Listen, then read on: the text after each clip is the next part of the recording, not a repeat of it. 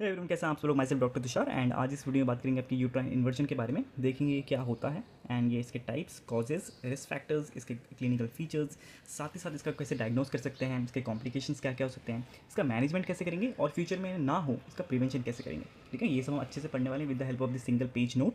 And साथ ही साथ इसमें न्यूमेरिक्स भी हैं जिससे आपको और ईजी हो जाएगा याद करने के लिए एंड आप एग्जाम में भी आराम से लिख सकते हैं। ठीक है, तो स्टार्ट करते हैं टॉपिक को। उससे पहले जितने भी हमारे सिंगल पेज नोट्स हैं आप इसको डाउनलोड कर सकते हैं बड़े आराम से in the form of image and PDF from our Telegram channel. ठीक है, दोनों के लिंक डिस्क्रिप्शन में है, WhatsApp channel and Telegram channel दोनों के लिंक नीचे है डिस्क्रिप्शन में, तो जल्द से चेकआउट कर लेना। स्टार्ट करते हैं मैं टॉपिक को। ठीक है, तो यूट्राइन इन्वर्जन क्या है ये। तो यूट्राइन मतलब यूट्रस से रिलेटेड है एंड इन्वर्जन मतलब होता है उल्टा करना। ठीक है, तो जब यूट्रस उल्टा हो जाता है उस कंडीशन को क्या बोलते हैं, यूट्राइन इन्वर्जन बोलते हैं, एकदम सिंपल टर्म में। ठीक है, तो यहाँ पे क्या लिखा है कि uterine inversion is a rare but critical obstetric emergency in which the uterus turns partially और completely inside out during the childbirth. ठीक है, चाइल्ड बर्थ के समय जो यूट्रस है वो या तो पार्शियली या तो कंप्लीटली इनसाइड आउट हो जाता है। इनसाइड आउट मतलब उल्टा हो जाता है। ठीक है, तो उसको क्या बोलते हैं, यूट्राइन इन्वर्जन बोलते हैं। बात करें इसके अगर टाइप्स की कि कितने टाइप्स के होते हैं, तो टाइप्स में आप देख पा रहे हैं कि 4 टाइप्स हैं इसके। एंड इसको याद कैसे करेंगे हम लोग, ICPT। कैसे, ICPT मतलब होता है इनकम्प्लीट, आई से incomplete, C for complete, P for prolapsed and T for total uterine inversion. तो सबसे पहले देख लेते हैं इनकम्प्लीट को। एंड ये जो नाम है 1 2 3 4, इनके नाम कैसे याद रख सकते हैं आप, first degree, second degree, third degree and fourth degree of uterine inversion. ठीक है, इस वे में भी याद रख सकते हैं। तो सबसे पहले बात कर लेते हैं आपकी इनकम्प्लीट के बारे में। तो इनकम्प्लीट में क्या होता है कि fundus inverted but with in the uterine cavity. ठीक है, फंडस इन्वर्ट तो होता है लेकिन कहाँ तक होता है, आपके यूट्राइन कैविटी के अंदर ही रहता है लेकिन। ठीक है, इसको फर्स्ट डिग्री भी बोलते हैं। देन आता है कंप्लीट यूट्राइन इन्वर्जन। तो इसमें क्या होता है कि जो फंडस है, आपको फंडस ये सब तो आई थिंक क्लियर होगा। ठीक है, आपको यहाँ पे डायग्राम दिख रहा होगा, तो एक बेसिक आपको आइडिया होगा कि यूट्रस कैसा होता है, उसके क्या क्या पार्ट्स होते हैं। ठीक है, एंड इस पर भी हम उसके यूट्रस के ब्लड सप्लाई हो गए एंड यूट्रस के ऊपर कंप्लीट वीडियो भी आ चुकी है, चैनल पे ऑलरेडी अवेलेबल है। उसका भी लिंक मैं नीचे डिस्क्रिप्शन में डाल दूंगा, आप उसे भी चेकआउट कर लेना ताकि आपको यूट्रस के बारे में सब कुछ आ जाए। ठीक है, तो देख लेते हैं प्रोलैप्स्ड वाला कंडीशन। तो प्रोलैप्स्ड कंडीशन में क्या होता है कि इन्वर्टेड यूट्रस एक्सटेंड्स। ठीक है, जो फंडस इन्वर्ट हुआ है it extends beyond the vaginal opening. ठीक है, वेजाइनल ओपनिंग के बाहर निकल जाता है वो इन्वर्ट होकर, मतलब उल्टा होकर बाहर की तरफ आ जाता है, तो उसको क्या बोलते हैं, प्रोलैप्स्ड यूट्राइन इन्वर्जन। एंड जो लास्ट वाला स्टेज है दैट इज फोर्थ डिग्री, इसमें क्या होता है कि the entire uterus lies outside the vulva. ठीक है, तो ये सबसे लास्ट स्टेज है जिसमें क्या होता है कि जो एंटायर यूट्रस है वो भी पूरा उल्टा होकर बाहर आ जाता है वल्वा के थ्रू। आपको ईजिली समझा देता हूँ। इससे बैलून है। ठीक है, ये बैलून है एंड इसका जो ऊपर वाला पार्ट है ये क्या है, आपका फंडस वाला पार्ट है यूट्रस का। इसको आप ऐसे ही सोचो कि यूट्रस है, तो इसका ऊपर वाला पार्ट क्या है, फंडस वाला पार्ट है। जब ये फंडस वाला पार्ट अंदर से ही उल्टा होकर बाहर की तरफ आना स्टार्ट हो जाए, ठीक है, जैसे हम इसको ऐसे करेंगे एंड ये उल्टा होकर देखो आ गया ना बाहर, तो ये जब बाहर की तरफ आ जाता है इसी को हम क्या बोलते हैं, यूट्राइन इन्वर्जन बोलते हैं। एंड इसके स्टेज पे वो कितना बाहर आ रखा है, ठीक है, जो फंडस है वो कितना बाहर आ रखा है, अगर पूरा ही उल्टा हो गया जैसे इसके केस में, देखो ऐसे करके, जैसे अगर थोड़ा सा बाहर आया तो उसको इनकम्प्लीट बोलते हैं, मतलब थोड़ा सा नहीं, अगर यूट्राइन कैविटी के अंदर ही रहा तो इनकम्प्लीट है। थोड़ा बाहर आया, ठीक है, तो कंप्लीट हो गया। प्रोलैप्स्ड में क्या हो गया कि वो बियॉन्ड द वेजाइनल ओपनिंग चला गया है ऐसे। एंड कंप्लीट में तो क्या होता है, वो पूरा ही आपके यूट्रस से बाहर आ जाता है, तो मतलब पूरा ही उल्टा होकर आ गया बाहर। तो ये तो हो गया इसके टाइप्स, जिसको हम कैसे याद करेंगे, ICPT के नाम से।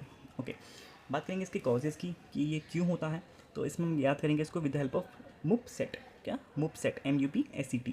ठीक है, तो M से क्या होगा, miss management of the third stage of labour. ठीक है, आपको पता है थर्ड स्टेज ऑफ लेबर में क्या होता है, आपका प्लासेंटा निकलता है। ठीक है, तो अगर वो प्लासेंटा निकालते समय उसका मिसमैनेजमेंटली, उसका अच्छे से नहीं निकाला गया उसे, या अच्छे से वो नहीं निकला, तो उस कंडीशन में ये हो सकता है आपका यूट्राइन इन्वर्जन। ठीक है, यूट्राइन एटोनी, ठीक है, यूट्राइन एटोनी क्या होता है कि आपका यूट्रस है उसमें अच्छे से कॉन्ट्रैक्शन नहीं होता। ठीक है, देखो यूट्रस का साइज़ पहले कैसे बड़ा होता है ना, क्योंकि बेबी रहता है उसके अंदर, जब बेबी बाहर आ जाता है, प्लेसेंटा बाहर आ जाता है, तो यूट्रस का साइज़ धीरे धीरे छोटा होने लग जाता है। लेकिन अगर वो छोटा नहीं होता है, ठीक है, अपने नॉर्मल कंडीशन में नहीं आ पाता है, वापस शेप में नहीं आ पाता है, तो उसको हम क्या बोलते हैं, यूट्राइन एटोनी। और उस कंडीशन में क्या होता है कि हैवी ब्लीडिंग होती है और यूट्राइन इन्वर्जन का भी केस बन सकता है।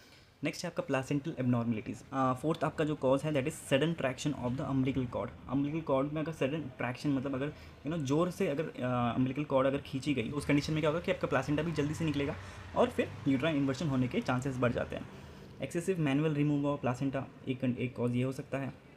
And tonic uterine abnormalities. ठीक है, मतलब जैसे वही था आपका यूट्राइन एटोनी, वही चीज़ है ये कि अगर यूट्रस की कॉन्ट्रैक्शन, अपर सेगमेंट है उसका, लोअर पोल है, अपर पोल है, उसमें अच्छे से कॉन्ट्रैक्शन नहीं हो पाता है, तो उस कंडीशन में भी यूट्राइन इन्वर्जन होने के चांसेस बढ़ जाते हैं। ठीक है, तो ये तो हो गया आपके इसके कॉजेज़। नेक्स्ट बात करते हैं इसके रिस्क फैक्टर्स की कि ये किस किस को हो सकता है। ठीक है, तो इसका हम कैसे याद करेंगे, मुप्टा, MUPTA। ठीक है, तो मुप्टा से M क्या है, आपकी मल्टीपैरिटी, जिसमें मल्टीपल प्रेगनेंसीज हो चुकी हैं। ठीक है, देन है आपकी यूट्राइन एनोमलीज, जैसे हमने बात की ऊपर, यूट्राइन एनोटी हो गई। ठीक है, उसके बाद है प्रोलॉन्ग्ड लेबर और यूज़ ऑफ एक्सेसिव ऑक्सीटोसिन। ठीक है, अगर जो लेबर का टाइमिंग है वो बहुत प्रोलॉन्ग हो गया है, वो हो सकता है कि आपका बेबी का ब्रीच प्रेजेंटेशन हो या कोई और कंडीशन हो जिससे लेबर का टाइम बहुत बढ़ रहा है, तो उस कंडीशन में भी ये हो सकता है। फिर trend personal lacking in labour management. ठीक है, अगर जो पर्सन लेबर करा रहा है, ठीक है, it could be nurse, it could be doctor, ठीक है, कोई भी हो, तो अगर वो ट्रेंड प्रॉपरली नहीं है तो वो फीमेल्स भी इसके रिस्क फैक्टर्स में होती हैं। फिर आता है एबनॉर्मल प्लासेंटल इम्प्लांटेशन। अगेन जो प्लासेंटा है वो कौन सी लोकेशन पे इम्प्लांट हुआ है उस पर भी बहुत डिपेंड करता है कि यूट्राइन इन्वर्शन हो सकता है कि नहीं। ठीक है, तो ये हो गया इसके रिस्क फैक्टर्स। बात करें क्लिनिकल फीचर्स की, तो क्लिनिकल फीचर्स हम कैसे याद करेंगे, शार्प वर्ड से। तो जिसमें एस क्या है, सडन हेमोरेज, सडन एकदम ब्लड फ्लो होगा, एकदम हैवी ब्लड फ्लो। ठीक है, एच फॉर हाइपोवॉल्यूमिक शॉक। ठीक है, तो मदर हाइपोवॉल्यूमिक शॉक में जा सकती है। Then a that is abdominal pain होगा ऑफकोर्स। फिर रिड्यूस्ड फंडल पैल्पेशन। ठीक है, जब पैल्पेट करेंगे एब्डोमिन और फंडल एरिया पे, तो वहाँ पे आपको फंडस नहीं दिखाई देगा या फंडस आपको फील नहीं होगा, तो वो क्या है, रिड्यूस फंडल पैल्पेशन और प्रोट्यूडिंग मास। ठीक है, आपकी जो वेजाइना है वहाँ से कोई मास निकल रहा प्रोट्यूडिंग करके, तो दैट कुड बी आपका यूट्रस। एंड ये सब क्लिनिकल फीचर्स किसके हैं, यूट्राइन इन्वर्शन के। ओके, अब हम इसको डायग्नोस कैसे कर सकते हैं। ठीक है, हमने क्लिनिकल फीचर्स देख लिए, अब हमको देखें कि ये सच्ची में या यूट्राइन इन्वर्शन है क्या नहीं, तो कैसे पता चलेगा, विद द हेल्प ऑफ पूमा। ठीक है, तो P is stand for palpation of absent uterine fundus, जैसे हमने अभी डिस्कस किया ऊपर कि आपको जब आप एब्डोमेन का पैल्पेशन करेंगे तो उस कंडीशन में आपको ये पता चलेगा कि वहाँ पे आपको फंडस फील ही नहीं हुआ यूट्रस का, तो वो एब्सेंट होगा। सेकंड है of course ultrasound for confirmation and mass felt in the vagina और बियॉन्ड। ठीक है, वेजाइनल एरिया के पास एक हार्ड मास जैसा फील होगा आपको, क्योंकि वो यूट्रस नीचे की तरफ आ चुका है ना, इसलिए वो फील होगा आपको hard mass. And abdominal examination shows no fundal presence, जैसे हमने पहले बात की। ठीक है, तो ये सब हो गए डायग्नोसिस के पॉइंट्स। नेक्स्ट है, अगर इससे मैनेजमेंट नहीं किया गया इसका, तो कॉम्प्लिकेशंस हो सकते हैं। तो कॉम्प्लिकेशंस क्या क्या होंगे, दैट इज़ हम शुफ याद करेंगे, शुफ, SHUF। तो यहाँ पे एस क्या है, आपका शॉक कंडीशन, मतलब शॉक में जा सकती है। हेमरेज हो सकता है, हैवी ब्लीडिंग। यू से यूट्राइन नेक्रोसिस हो सकता है। एंड एफ से फर्टिलिटी इश्यूज़ हो सकते हैं, मतलब फ्यूचर प्रेगनेंसीज में बहुत दिक्कत आ सकती है इसकी वजह से। ठीक है, तो ये कॉम्प्लिकेशंस हो गए।